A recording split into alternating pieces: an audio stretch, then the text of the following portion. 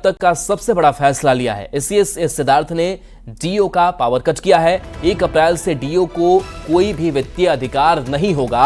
अब कोई भी डीओ सिविल वर्क नहीं करा पाएंगे, सिर्फ शैक्षणिक कार्य अब सभी डीओ डीपीओ करा पाएंगे और 50,000 तक के कार्य की राशि सीधे स्कूल के खाते में भेजी जाएगी।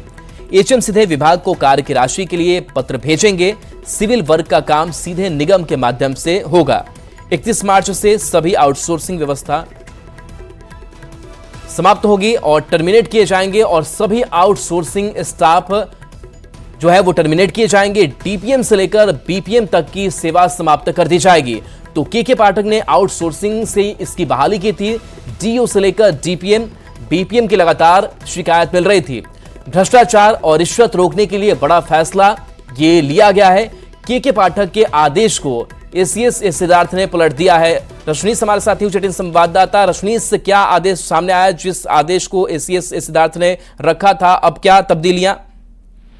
देखिए, बिहार से लगातार जो है करप्शन और रिश्वत मांगने की लगातार खबरें आ रही है और एसीएस सिद्धार्थ का एक अलग से कंट्रोल रूम काम कर रहा है। उस कंट्रोल रूम में लगभग 500 से 600 शिकायतें जो है ऐसी आती हैं सप्ताह में कि रिश्वत मांगे जा रहे हैं। और इसने एसीएस ने एक बड़ा प्रयोग कर दिया। प्रयोग ये है के पाठक ने जो निर्देश दिया था कि आउटसोर्सिंग से अब डीपीएम बीपीएम जो है स्कूलों की निगरानी करेंगे, काम करेंगे।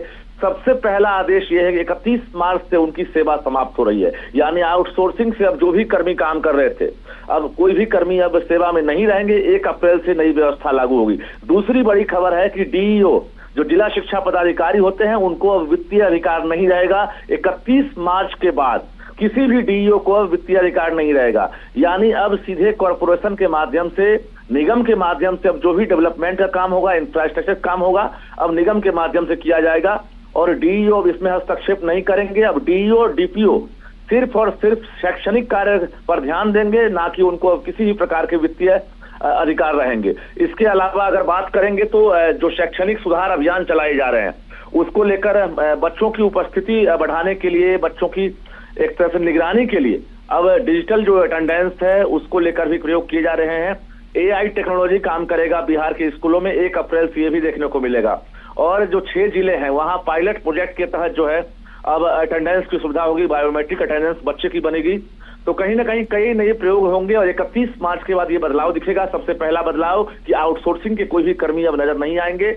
यहां तक कि हाउसकीपिंग का भी काम जो है अब जिला शिक्षा पदाधिकारी नहीं देखेंगे और वो सीधे निगम देखेगा। अगर किसी एचएम को जरूरत पड़ती है तो एचएम सीधे अब शिक्षा विभाग को पत्र लिखेंगे और 50,000 तक का जो भी काम है उसकी राशि सीधे डीबीटी के माध्यम से स्कूल के खाते में जाएगी और इसके साथ साथ स्कूल का काम होगा। यानी अब डीईओ का पूरी तरह से पावर कट कर दिया गया है। डीपीओ अब जो है वित्तीय अधिकार डीओ नहीं देखेंगे और अब सीधे एसीएस ने ये बड़ा फैसला लिया है। के पाठक ने आते आते कई तरह के नए प्रयोग किए थे, जिस प्रयोग को अब धीरे धीरे अब सिद्धार्थ ने बदलना शुरू कर दिया है। इनका अपना प्रयोग है और बता दें आपको कि ऐसे 38 जिले हैं जहां पर 38 डीपीएम होंगे।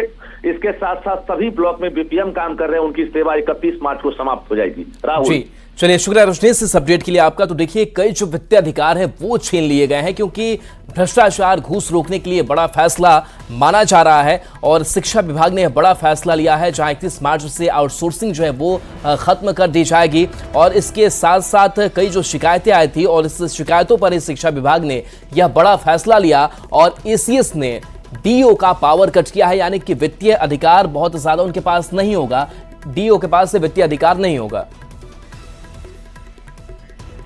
और चलिए न्यूज